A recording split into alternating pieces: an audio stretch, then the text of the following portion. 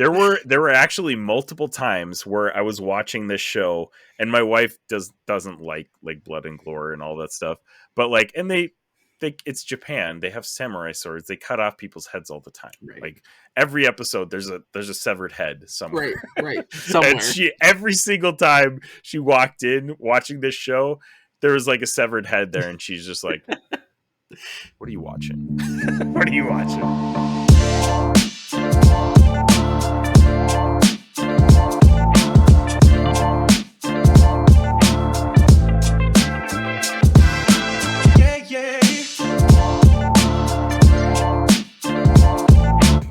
Shōgun miniseries.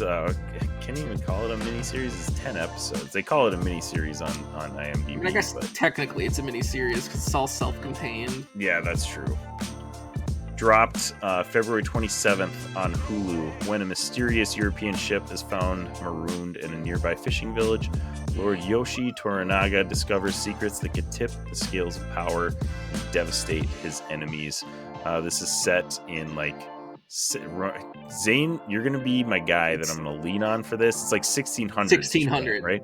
Okay, I believe it is set like do they, in 1600. do they call it when? Okay, feudal Japan. When is that era? Is this considered feudal Japan at this point? I mean, I think feudal is a little older than this. Okay.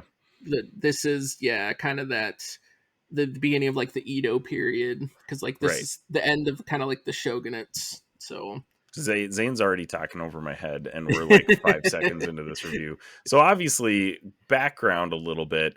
Zane is a big history guy, and you majored in history in college, right? I did, yes. So this is like right up Zane's alley. I told Zane this like a month ago, or not even a month. It was probably like 2-3 weeks ago or something. I was like, dude, this is your show. You need to watch this because you will absolutely love this. And then he texted me like a week later, and he was like, yeah, I'm already on episode 6. And I was like, I'm not even that far. You're already past me. So yeah, this is right up Zane's alley. He's going to be the guy that will know all the historical facts of the background of the show. Obviously, it's actually based on a novel by James Clavell, but it is pretty relevant and accurate to the time period. Still a historical, fiction type book, but it's historical fiction, but it is based a lot of stuff on stuff that actually happened. Yeah, exactly. So really, really cool. And we're going to get into a little bit of non-spoiler reviews here, but just wanted to give a little bit of a background of where Zane's coming from. And I'm coming from a guy who saw a lot of people say that this show is amazing on social media. So I was like, I guess I'll check it out. And I got hooked to the first episode. So that's where I'm coming from. I have nearly no historical background on any of this. I'm just coming at it from a guy who liked Game of Thrones, and somebody said that this is like Japanese Game of Thrones, basically. Yep. So yeah, and I thought that was a pretty accurate description after watching the first Game of Thrones minus the magic and dragons. Like you take that out, and this is it. Exactly. So, all right, Zane, non-spoiler review. What did you think of Shōgun? Shōgun, fantastic show. It's very compelling. Like a lot of people made that comparison. I agree. Like if you liked Game of Thrones and how the storytelling is done there, again, like I just said, take out the magic and the dragons. This story, it's like that. So if you were in on the storyline of Game of Thrones, you'd like Shōgun. Be warned, you will read a lot because obviously it's all 75% of it's probably in Japanese, so you're reading subtitles. So if you don't like to read, well, grow up. And the grow up. And the 25% that's in English is actually in Portuguese. So. Right. It's technically actually in Portuguese. They're just saying it in English. Yeah, they're just saying it in English. No, it's very good. It's a very interesting, and it is kind of a comparison to that you see it through. James is the main the Englishman or the Englishman, seeing through his John Blackthorne. John Blackthorne, yeah. But seeing just how different the life and everything was in the East compared to the West, and that's something we can touch on later. But just even through his eyes, and it's such a foreign concept and everything that he had to learn while he was there. But no, it very good. A lot of um, good storytelling, very like compelling characters. Like it, no, it's highly recommend watching this one. Right. Yeah, and I'll touch on those two things that we talked about already though. Game of Thrones esque, and it seems like it makes more sense than Game of Thrones because it's historical fiction. So like Game of Thrones, I mean they do this it's a great show. It's really fun to watch, but all of a sudden a character do something, you're like, what the heck? Like I don't understand that, but sure, whatever. Like this is a fictional show, they can do whatever they want, you know. This is like I feel like everything makes more sense in my mind to like what all these characters are doing. And it's just it's a phenomenal show, great acting, great like visuals, everything looks phenomenal in this show, and it's just captivating. It's fascinating, it drew me in. And the again, this is not a genre, like obviously I like historical fiction, but I know basically no knowledge of like, you know, colonial Japan at the, you Right. know, that time, where, you know, everybody in Europe is like going around the world trying to find all these places to like exploit them basically. And it's just so fascinating to hear them talk about, you know, what's going on in Europe and, you know, comparing that to Japan and all that stuff. It's just they did a really great job with the historical fiction aspect of it. So if you like either historical fiction or you like Game of Thrones, I'd say this is a probably a must watch for you. Like this show was so stinking good.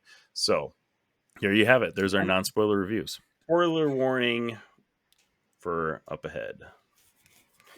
All right, let's dive into it, Zane. Let's dive in. Get your floaties on. Get your floaties on, man. I'm gonna need floaties for this one. Zane's the expert diver that is teaching me how to dive in this, and we're diving into It's fun. There's a lot. ancient Japan.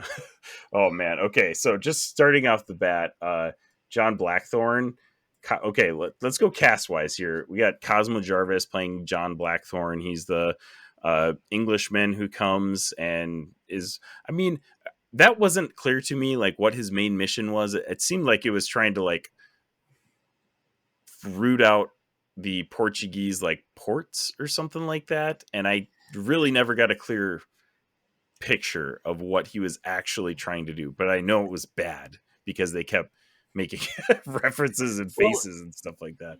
right. Well, in the show itself, his goal was basically he was sailing under the Dutch flags. He had letters of marque from the Dutch, Mm-hmm. and so in the show, he was to root out the Portuguese, the bases, because in the setup of the show, the Portuguese were the only ones with a trading Right. system to So Japan. he was just trying to find them, or was Well, he he was actually trying to do something to them? well, he was basically trying to cripple it because then to lessen their power. Right, because he came with like guns and cannons and Right. stuff like that. So got it, R- got it. Right. And so then, like in the show, then to take some of that out, because then the Portuguese, because then also you're getting into this whole, and they go over this in the show too, of how the Portuguese was his enemy because of the religion, like the Mm-hmm. Roman Catholicism and then the Protestant. And That was just another fascinating aspect of this too, because that was like obviously the time where, you know, the Anglican church breaks off from the Catholic church mhm, in England, and like everybody in England just like hates Catholics, and it's like, oh yeah, my gosh, this is way more relevant and like interesting than I thought it was going to be, and how that plays into Japan, a place that, I mean, they're all calling it just Christian faith because they don't right, know the difference between a Catholic and a Protestant and all that stuff. It's just right. it's fascinating, just really fun to listen to. Right. And so then that kind of sets up, and like it's interesting how that twists. So like, all right, I guess bit of a deep dive here or further Here we dive. go. So John Blackthorne is based on an actual man named William Adams. William Okay. Adams was the first Englishman to step foot in Japan. And the story is still fairly similar. So like they sailed, I think he left Europe. I think they left on like 5 ships, and there's a bunch of more stuff that happened. He was sailing on with the Dutch. I don't remember the name of the Dutch ship, but they went with 5. They sailed down. They sailed through the Straits of Magellan. I think his brother was with them too. Like basically, their mission when they left was like a huge envoy. Like they wanted to establish trade with Mhm. Japan. Right. But then kind of how this story starts too. His ship is the only one that actually makes it there. The rest either like turned back, sunk, whatever. His is the only one that makes there. It shifts on this because like he was the captain of the ship, and that's in the show how he's the navigator. But Right. like he had his own merchant. Like he was the one. Hey, we're just here to establish the merchant. Like I'm not the merchant myself. Right. And so and then he make it to Japan, and so when they actually make it to Japan and step foot, they're actually like treated as like merchants, and like hey, then they were actually kind of not royalty, but they were treated well when they first Mhm. arrived there. And I think he arrived with 8 or 9 men, so kind of how the show sets up is similar to how they ended up getting there. Mhm. But then Kind it of twists, and diverges a little bit. Yeah. well, yes and no. So like how they end up then going to prison and getting in trouble is because the Jesuits that were there wanted him killed. So Mm. this is kind of the animosity between Yeah. the Right. Protestants and the Catholics. And then in the show, that scene where he's brought into Edo and he's in front of Nobunaga and he explains, basically explaining everything, that hey, my country and their country's at war.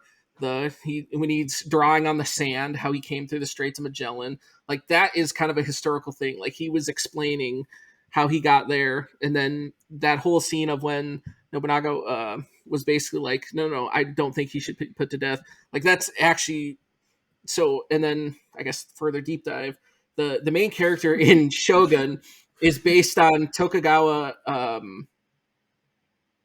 Ayasu, I think is how you say his last name. Again, another actual person. So when they were having this meeting, he was basically like the Jesuits wanted him killed, but he was like, no, I have no reason to put this man to the death.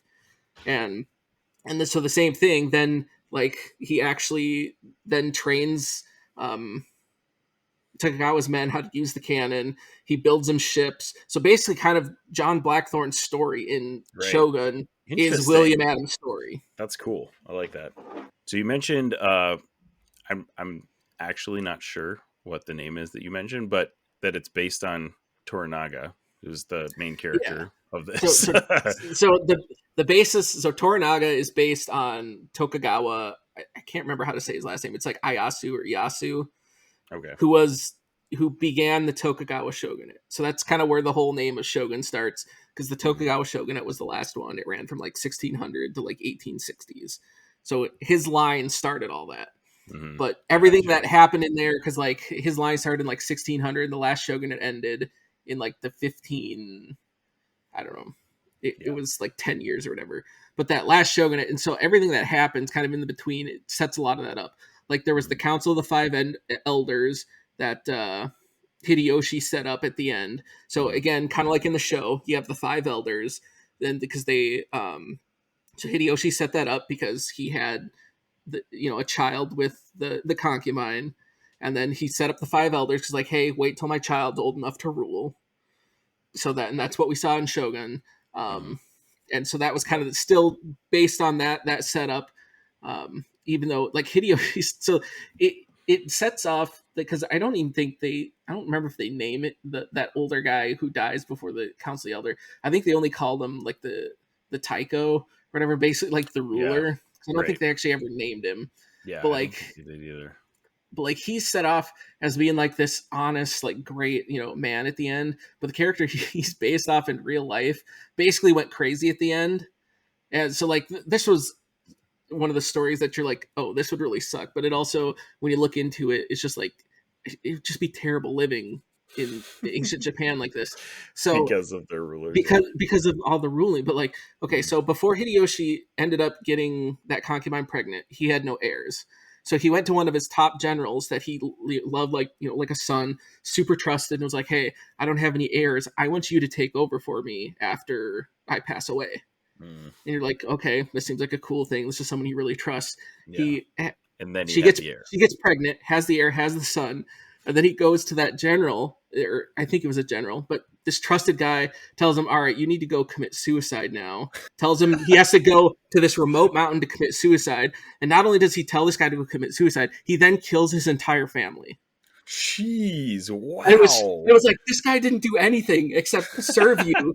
You promised him this, and all of a Yikes. sudden, like, all right, no, we're gonna kill Dang. you and your entire family. It Yeah. was just like, what? Yeah. Eh, The theme of committing seppuku oh, instead of like doing a punishment for that person or whatever is that's just a crazy concept. And I love how John Blackthorne is just right. Just like, baffled by it. Like right. Absolutely, this is nonsense. it's such a foreign concept that like he just can't wrap his head around. And I mean, it is like a foreign concept to us still. Like it's just like, oh my gosh, like you're Right. making them commit suicide. Right. Like And what? that's And they just do like, it. Like what? right, right. Well, and then I think that's one thing that the show does of showing just those different life and just how Hmm. different it is. And even the conversation he has with Mariko, how she's just like, you don't understand of just like, you might think all of our rituals and customs are like are weird, like this is Yeah. just our way of life. Right. And like his way of life was entirely different. And like watching it on a show and seeing that, even just as you're watching it, you're just like, this is so bizarre. But it also like you felt those emotions and those thoughts even through the character John Blackthorne, because you're just like, that's what any of us Westerners or even a European back in the 1600s seeing that would be like. Yeah. Are you kidding me? And then just Absolutely. even just like comparing that, the fact that the entire time, like he's just referred to as the barbarian, but then when he's talking about the Japanese, they're the savages. Like Yeah. it's Right. just funny how it's a completely different like lifestyle, but Right. it looks so down because it's just completely foreign. Yeah. And just both sides just absolutely talking crap to each other, and you just have the language shifts. Like he'd be Hmm. speaking in English, just absolutely just Yep. talking trash to someone, and then they'll just be doing the same thing in Japanese. They Yeah. don't understand Oh, each other. yeah, and it's so funny how like those memes started popping up on the internet of like he would be like saying like swear words and like give this big long speech, and then Mariko would like give like two sentence, The yeah, translation, yeah. translation. He is upset, Yeah, and then that's it's hilarious. like, But oh, at the yeah, same time, you'd think part of that too, and there were bits of that in the show of just like they didn't completely translate exactly what they're saying, and right, like that's another thing you'd be frustrated because like I'm having to put a ton of trust in you that saying you're actually saying what I'm saying, yeah, and that's what I exactly, actually really liked about that Jesuit priest. He's like, no, no, no, I'm going to say exactly what you're saying, yeah, and just yeah, like to that throw it was back in his cool. face, like, no, no, no, don't worry, I'm saying Hmm. it exactly what you're saying. Yeah, yeah, that was pretty great. So obviously we get Mariko, who is she's part of this family who her father tried to kill the Taika. Is it that what the Tycho, I think that's what Taiko? that story was. And so basically, her whole family got wiped out. That was kind of like must have been a play on that story that you told earlier about the telling the guy to go commit Right. seppuku Well, on I mean, the. I think that's just a But common that thing like in general, obviously right? right. That's like but totally different story. But like anyway, she is spared by her husband at the time. And she basically is like, I want to die. Like throughout the whole show is like, yeah, I don't want to live. But her husband basically makes her live. He doesn't see it that way, obviously, but like she, in her eyes, she's like, yeah, my husband's making me live. So it's kind of like a Right. And that's such a bizarre, like punishment, again, it's such a cultural shift of back then right? compared to what Europe. That the ultimate punishment isn't being put to death; it's that you have to live. Yeah, Like, and grant it's just entirely different of the concept back then of just like, and she explains it to John so many times. It's just like death is just part of life. Like you live, you die. Like, and yeah, so many of the people in that ancient, like, it was just like it was fine. Like that's right. just it is what it was. Yeah. But when you have that frame of like mind, how the fact that no, you have to live, like that's your punishment. Like I order you to live, That's your or even punishment, like right? that's wild. Like it's That is such wild. a backwards thought process. Hmm. And then you even saw that too with the I don't remember her name, but the the girl who basically gets then assigned to Fuji, John yeah, Fuji, Fuji, yeah. yeah. And the fact, and not only that goes to the whole thing too. Just Hmm. her husband just spoke impolitely, Yeah. there, and Yeah. he got killed, and his son. And And it his was just son. like ended Baby his son. line, baby son Wild. ended his line because he Yeah. spoke out of turn. And you're just like, and it was the same thing that she got commanded to live, and you're just like, Mhm. it's such a bonkers, like a pack, and Yeah. you're like, oh wow, that's a Right. very different Yep. cultural mindset. Anna Sawai plays Mariko, and she does a phenomenal job. Yeah, She's probably, I think she's probably my favorite character in the show. yeah, Like, just the emotions that she goes through, like learning, like, and getting to know John Blackthorne, and in her eyes, like the backwards way that he lives and, like, does things, and kind of like getting to know him and falling in love with him eventually before she dies. but yeah, but yeah, it's just it's wild, man. It's a great story. It just, man, every top tier filmmaking, acting, visuals, like I mentioned, everything about the show is just phenomenal. And I wanted to mention there is the Jesuit priest guy. Tommy Basto plays Father Martin, and he's kind of like he represents kind of the Portuguese element of, like, the trade going on, and he's more on the, like, church side, but obviously the church is the one that's doing all of the right, trading and everything over there. So, like, he kind of by association has to, like, look out for the Portuguese interests, even though he says he's there for, to spread the gospel and the church and all that good stuff. So, but he does a great job, and I love, like you mentioned before, he is Portuguese, but he has been in Japan for quite a while, so he knows Japanese very well. And he was the one that actually taught Mariko how to speak yeah, Portuguese. So it's so funny to go from Mariko to back to Father Martin, and them translating. Like you said, he knows Portuguese very well, so he right, knows the exact words to translate it back into. Whereas Mariko probably doesn't know Portuguese quite as well, so she's right, generalizing, simplifying things. So it's very interesting to see them go back and forth. And he does, I did not get a good vibe from him at the beginning of the show, but towards the end of the show, like, he does seem to actually care about Mariko and, like, the people of Japan in general too. Like, I was a little bit surprised towards the end of the show that, like, he turned out to be a pretty positive character right, among the Portuguese, who every other Portuguese person in the show is basically depicted as a dirtbag. right, So it's right, funny and to get him as, like, a kind of a light of positivity in that right. culture. And that's what's kind of an interesting too, of like there were a lot of Jesuits who had that, and Right. generally we're bringing that, and then it's set a little later. But I don't know if you've ever watched the movie Silence. Mm. It has Andrew Garfield and Adam Driver. Oh, I've heard of that movie. I So need to I watch very that. much recommend this. So that movie takes place a little bit after this. So this is like a further on, but Tokugawa makes like an edict from all this of everything that happens with the Jesuits and stuff. So basically, he makes a policy that says everyone who's foreign to Japan, you got to get out. I only want Japanese people here, and this means even Christianity. And so, because of stuff that he established, like that's where a lot of the persecution from like the Christian church in Japan starts to happen under him. Mm, Not that he like directly is the one doing it, but he was just like, no, no, no, I don't want anything foreign to Japan. We only want Japanese stuff, Japanese people. Everything else, mm, get out of Japan. And so then the movie Silence takes place a little after that, because then the plot of the movie of Silence is Andrew Garfield and Adam Driver. They're two Jesuits from, I don't remember if it was Spain or Portugal, but basically the man that they trained under was in Japan, and then they basically heard that he, I don't remember the actual word for it, but like he basically like denounced his faith. And so they go to Japan to like find out if this is true. So they sneak in, and like the story's really, really good. Then the conversation they have with him, and they find him, and just this whole story of just like um, suffering in silence, and like you got to watch it. Like especially like yeah. Silence is a great movie that kind of comes, Mhm.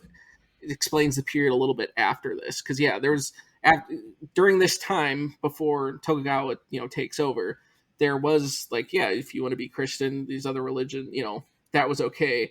But it's shortly after this that they basically kind of put the vice grips on it and be like, Hmm. no, all this stuff needs to be out of Japan. Just focus on like Japanese stuff. Right. So it Yeah. kind of is in the middle of that. That's a really cool perspective. Definitely gonna have to check that one out. Yeah. I love the gradual transition that we get from Cosmo Jarvis as John Blackthorne. Like that first episode, he washes up on shore and he's just swearing and cussing and like spitting at him and just like literally like that's the reason why he got the name Barbarian because Right, he was just losing it. And it's so funny because like dude has what like it's 8 guys including himself on his crew and he's surrounded by a whole village like personally if it were me I would be like oh gosh like please like do what it take whatever you want from my right, ship right, like do whatever because like I have nothing in this foreign country that is across the world from my right. home country like give me some mercy, maybe. But he's just like, nah, Absolutely screw not. you Right, guys. I don't need anything. I want my men and I want my ship and right, I want out of here. It's like, dude, just take a chill pill, man. But he earns the name Barbarian. And throughout the show, man, it's so cool to see his turn to appreciate the Japanese culture and like at the I don't know if it's the final episode or maybe it's the second to last where he's in his like Japanese like robes goes to like finally get his men which he's been asking about from the very first episode and he shows up and they're just like destroying this like tavern thing just like they're acting still like he was that first episode and he realizes like oh my gosh like these guys are I was like just a terrible person right, terrible like human being right, up until I realized what these people are teaching me and what these people have to offer me. And it's so crazy how he confronts that one guy and then he just turns around. And he's like, you know what? I'm just going to stay here. I'd like, right. screw those It's not guys. right. It's not worth it. And it's interesting then I guess going back to the real life counterpart of that because William Adams he like for the longest time he wasn't allowed to go back to Japan, but eventually Tokugawa gave him the or to go back to England. Tokugawa eventually gave him permission, but he chose to stay in Japan just Wow. because he like had changed, like he Right. He had accustomed to the adopted the culture, culture. he adopted the culture, so he actually chose to like stay in Japan. But then like he wasn't the only one, like there was like 4 other people that stayed with him, so like there was part of it that got left out, like he wasn't the Mhm. only one. There was like 4 other people from his ship that went with him, so like in real life there was more people that Right. It kind of, wasn't so just it wasn't him just him, all by right, himself. Right. right. But it was, and then he eventually, because the I don't remember the guy's name, Jan or something like that. That was with William Adams because he also became a samurai. He didn't become the Oh, Hadamoto or whatever, but like he also ended up becoming a Western samurai. wow. It so like That's a cool story. right, right. So if you ever want just a cool reading, just go read kind of a biography and stuff on William Adams. Really cool. But then he eventually married like a Japanese woman, and then they had 2 kids. But basically everything about their like lineage basically gets erased because they were Christian or Protestant. And then when Tokugawa made that edict of getting rid of everything foreign from Japan, like all records were destroyed. So like no one knows what happened to his kids because Oh, all the dang. records were destroyed. But like you Wow. can go, and I don't remember if it's in Okasa or if it's in Edo, but like they have shrines. Like you can go to William Adams' grave. They have like his house. They have shrines for him. Like there's actually stuff for William Adams because he was the Anjin. Like Hmm. there was stuff that he was still like Wow. memorialized, and you can go to museums and you can actually go to Japan now and Like see people stuff. actually respected him and Yeah, stuff. It right. wasn't like he was a Like hated figure in no, history or anything like that. exactly, That's exactly. cool. Like That's cool. he there's historical stuff there that you can see that he had an impact on. So Hmm. like that's kind of a Yeah, cool little tidbit. that is cool. Going back to the culture a bit. I mean, we talked about the crazy idea of using seppuku as a punishment. Uh, One character that I want to touch on here before we kind of wrap things up is Yabushiga.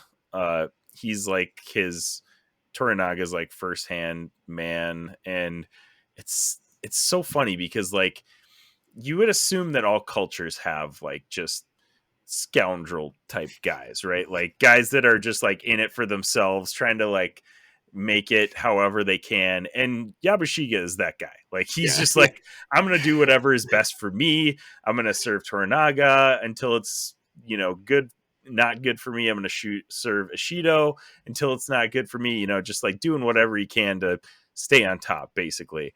And at the very end, like the last episode, he still dies with honor, in like Japanese culture by committing seppuku ordered by Toranaga, which I thought for sure. I thought for sure at the last second he was just gonna be like, nah, I'm not gonna do this and like run away or something like that.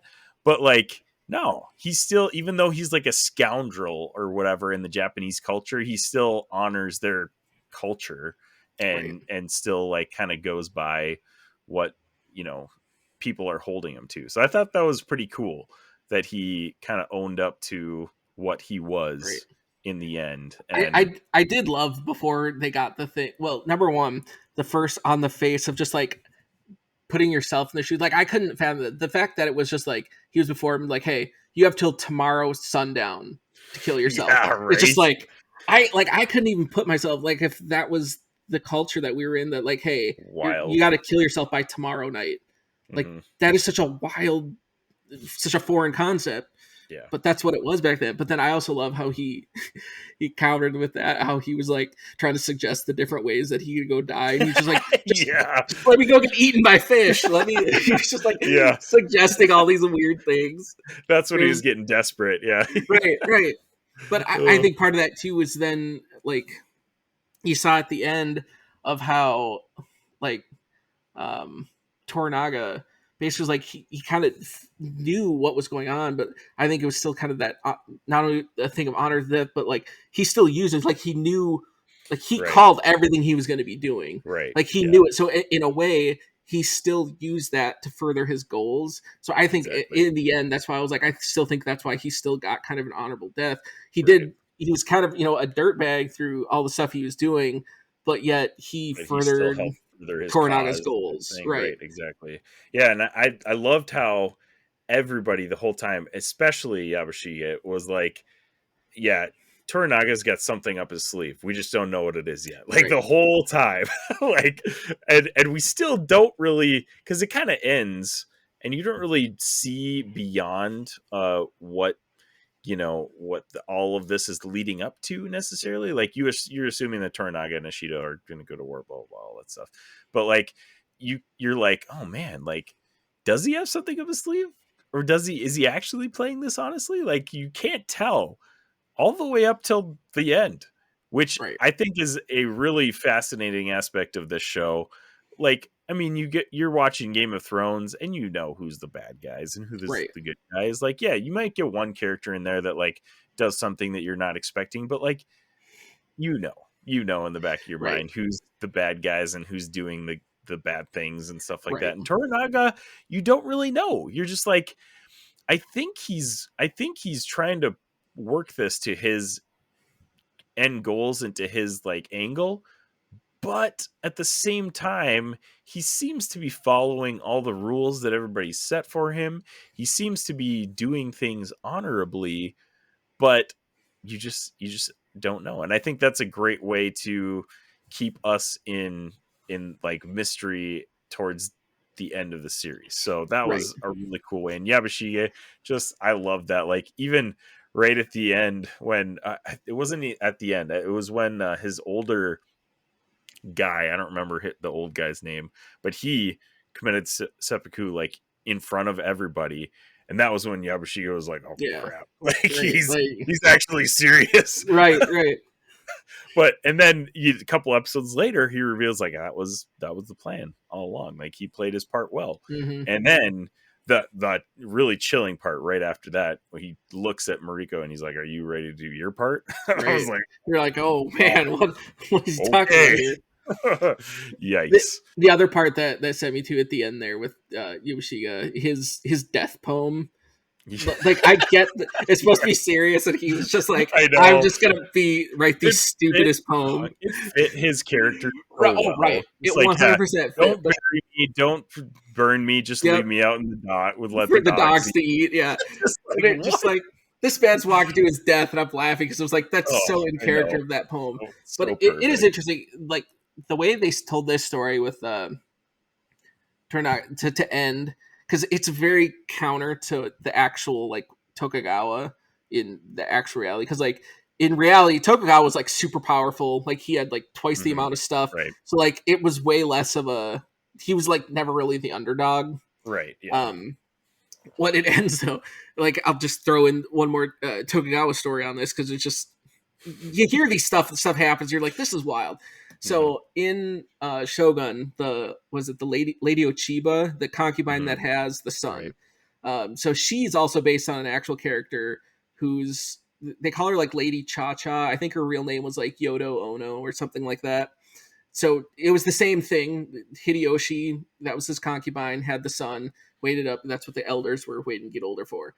Um, and then kind of like in Shogun, Ochiba, how she kind of switches her allegiance of her son's army, so she switches to Toranaga. Well, that kind of also same happens with Tokugawa. She switches allegiance, but the problem is that Tokugawa in real life never fully trusted her because he never fully believed that the son was Hideyoshi's. Hmm. Like he thought it could have been someone, so he never trusted her. And so basically, then when Tokugawa, like how he becomes shogun, is then he marches like on Osaka Castle, lights it all on fire, and just burns her and the kid alive in the castle. Jeez. Oh my And like gosh. that's basically how he becomes shogun. So it's again like they ended the Wild. story there of like, oh no, she joins, but the reality is just like, I don't actually trust you. We're just gonna get you out of the picture. Like That's funny. and again, that's just the counter because like he swore to be the regent to hey make sure the kid Mhm. grows up to be the next Right. shogun, and then it was like, Yeah. nah, I'm not gonna do Mm-mm. that. Nah. That ain't happening. Right. Well, and you assume that Toranaga's got something up his sleeve to eventually become shogun. I mean, Right. he doesn't really give a whole lot of like indication of how that would happen because he does seem to be like loyal to the heir that they keep calling him. Like Yeah. beginning of the show for sure, he's like one of the only regents that like actually has a relationship with the heir and is like going to be loyal to the heir. But then towards the end, I mean, he obviously we go through the whole story and you're kind of like, he definitely seems like he wants a little bit more than just being like a servant to the heir. But at the end, you're kind of like, this is going to happen, but it doesn't seem like he's so gung ho on getting the shogun right then and there, you Right. know? So Well, I it'll be interesting to see how if I they've not announced season 2 and I think this there isn't gonna basically be one. plays out the whole Yeah, novel, right? So yeah. like there This isn't was, yeah. Like I said, I guess like we were kind of talking about that in the pre-show. Like this contains the whole novel, and I guess right, Shogun is like the first book. It's a trilogy, but the second book takes place like 250 years after right, this event. So the second book takes place in like the 1850s right. or whatever. So we could So potentially it's get a season 2, but it's not going to be the same characters, not going to be the no, same like it's just anything it's like more that. of like this is the setup for what happens way further down the Hmm. line. Right. It's what I've read. Like I haven't read the books or anything, but that's what I saw online that people were saying that technically it's a trilogy, but this book is kind of the standalone, and then the story jumps ahead like 250 years, and then the last two books is more aligned. This one is just kind of off Hmm. on its own. Right. This is like a prequel almost type of thing. Right, right. Interesting. But Yeah. it is interesting. Then I guess to touch on the whole with Toranaga and the Shogun, like I love how they tied that back in with how America was talking about the three hearts that the Japanese like that was in the culture, Yeah. and so like then to finally reveal at the end that in Toranaga's hidden heart, like he wanted to be Shogun. You Right. never see that. It never Right. seems throughout the whole show that yeah he wants to be Shogun until it Hmm. gets to the very end. You're like, oh no, this entire time he wanted to be Shogun. Hmm. Like that's what he wanted most, but that's what he kept hidden. Right. And the show does a great job of playing into that the hidden heart thing. He did all the other actions, he did everything else, but deep down, he wanted to be Shogun more than anything else. Exactly. And Yeah. so, and then yeah, then it's kind of how that plan unveils, and then as they're on the cliff with uh Yoshiga or whatever, and then how Yeah. he tells him like, oh, asks him like his plan for that, and he's like, "There's no point in telling dead men the future." They're Yeah, just like, I "Oh, know. dang." It was great when I was like, "Oh yeah, maybe we'll get a little indication of like what his plans are," and he's just like, "Nah, see Nope, ya." nope. It just ends. It's just like, oh, Just dang. ends.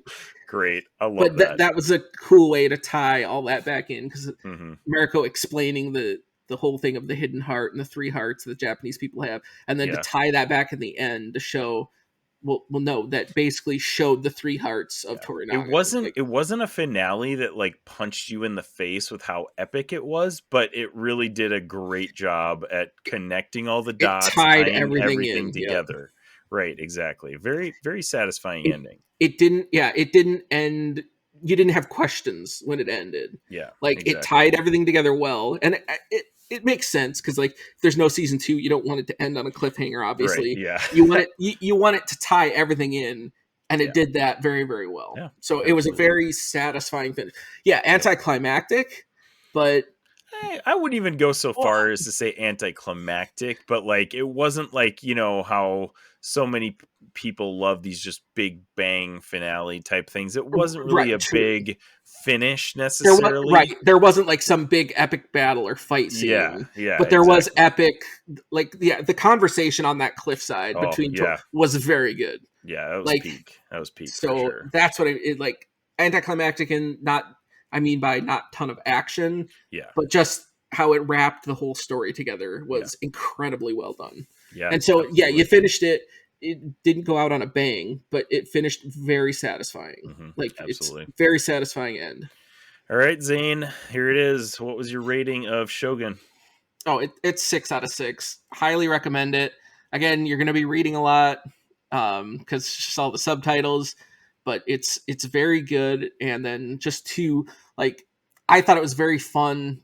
And then to just dive into some of these characters, like read up a little bit on William Adams, read up a little bit on Tokugawa Yashu, read up on Hideyoshi, like read up on some of these characters that you'll see in the show. Granted, it's fiction; it's not the same thing, but Right. just some of that perspective, realizing that some of this ties into stuff that actually happened, and I think it Right. just kind of deepens that experience a little bit. It made it, for me, it made it more fascinating. Yeah. I am of the same mind as you, Zane. 6 out of 6. It's an Infinity Snap on the That's Infinity right. Bros podcast for Shogun. I would say if you, I almost struggled to call this a must watch because I know a lot of people struggle with watching shows with subtitles and in different languages and stuff like that. But if you want a real life Game of Thrones, this is that show. Like this is the most realistic uh Game of Thrones type show that I think you could come up with. It's so great. The everything about it, I already mentioned the visuals, the acting, the the musical score, like everything about this show is incredible. So I would call it a must watch. I think it's definitely one that you guys need to check out for sure. Yes. But I always say that like I'm recommending it, but like if you've listened to us talk about it for 45 minutes and you still haven't watched it, then what are you doing Right. here? What are you doing? What are you doing here? Go watch it. I mean, with all that said, too, like with the Game of Thrones comparisons, like it does still have the language. It has a lot of gore Mhm. and Yeah. some nudity. Not as much nudity as Game of Thrones. So Not like as it much depends. nudity or sex. There still is some, Right. but There it's is not still some. So as be much because warned. there is a crap ton of nudity and sex in Game of Yeah. Thrones. Yes. So I don't know. I want to hear your opinion on this too. The scene for me, like obviously like gore and like I've seen enough. It's just like, yeah, whatever. The scene Yeah. for me that like I legit was like, oh my gosh, is when they were showcasing the cannons and the one guy came to show Dude, and they yes. shoot him from the cannon from the other side, and I was just like I Yeah. legit, my That was eyes were just, I wild. was like, They had oh they my had like a gosh, pool of blood and then like literally. severed bodies just all over that was bonkers. And I the was fact like that the guy was just standing there talking, then all of a sudden you just see as the half of his cannon body. shot and just you're just like, oh my And gosh. then I don't know if it's the same guy even, but like one of the guys that gets tore up with a cannon, is like has literally like no limbs, and Yeah. he's like he's got like one half of an arm or something, and he's like yelling at the guys as they're as they're going and killing everybody else that's laying on the ground. It was just like, oh my gosh, Yeah, that was the one this is scene. It was just wild. like, oh dang. Yeah. That was There were actually multiple times where I was watching this show, and my wife doesn't like blood and gore and all that stuff. But like, and they it's Japan. They have samurai swords. They cut off people's heads all the time. right, Like every episode there's a severed head somewhere. right, And somewhere. she every single time she walked in watching this show, there was like a severed head there, and she's just like, what are you watching? What are you watching? I swear, it's like happens every single time I'm watching a show. She walks in at the most inopportune time. And then you're just sitting there like, I promise it's actually good. You just have very Yeah, poor yeah. timing. Dude, Game of Thrones was worse because there were multiple scenes in Game of Thrones that she walked in on somebody like getting raped or like, you Oh, know, something just horrible happening, and terrible. I'm sitting there like feeling ashamed for watching the show Right. because she walked in on that You just part, feel and I was just like, right. You feel I'm so sorry. gross. It's I'm like low key. sorry. I promise the rest of the show isn't like this. I mean, it kind of is, but not like constantly. It's like that So, feeling of like when you're watching something and like your parents walk in and it's always at the worst time. You're yeah. just like, I Yep. promise it's not like this That the rest of the show. that It's just happened when that I was awkwardness. You're just like, that happened when I was ugh. watching Invincible season 2, because like there's that one episode, I think it's the first episode in part 2, where they have that big battle with the was it the Sequids, or I don't remember, but like what's his face, Rex gets Oh. literally shot in the head. and, Oh. and what's her face, crap, the shrinking ray Shrink gets Ray. eaten. Oh, Shrink yeah. ray I gets was like, eaten. ugh. It tries to expand in his body. It's like, oh my gosh, like even for Invincible, this is pretty That scene was brutal. I was like, oh. brutal. So, but yeah, my mom like came to my house when I was watching, and I was like, oh my gosh, I'm glad she didn't like walk in when I was watching that, but I was like, oh, this could have Right? been Just like, oh. bad. Yikes. Yeah. Anyways, yeah, lots of fun things with Invincible and Shogun, as we're talking about. Perfectly balanced. As all things should be, scale of 1 to 6, maybe it could be a snap. Marvel to DC, board to video games, pop culture is we. Infinity. Bros, universe, a community for you and me where we can converse. Movies, TV shows, you know that we got it. We have all 6 stones sitting inside of this gauntlet. Infinity.